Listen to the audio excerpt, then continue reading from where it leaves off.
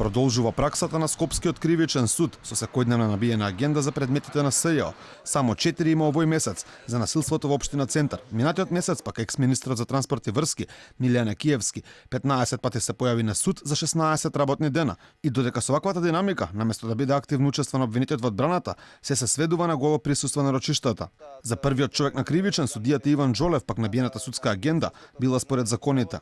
Од друга страна, според Европската конвенција за човекови права и македонскиот закон за кривична постапка може да представуваат прекршување на човековите права поради неможноста обвинетиот да подготви суштинска одбрана. Да има доволно време и можности за подготвување на својата одбрана, особено да има увид во списите и да биде запознаен со доказите против него и во негова корист, како и да комуницира со бранител по сопствен избор, вели член 70 став 1 алинеја 2 од Законот за кривична постапка. Секој обвинет има минимално право да му се обезбеди време и услови неопходни за подготвување на неговата одбрана, се вели во Европската конвенција за човекови права член 6 став 3б.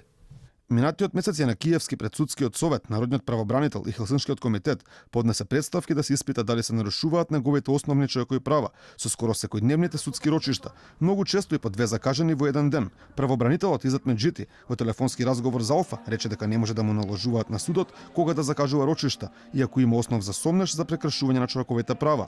Судскиот совет и Хелсиншки досега не излегле со став по представката на Киевски. Лани екс-министерот во 85 работни дена од 29 август до 31 декември имаше 57 судски рочишта.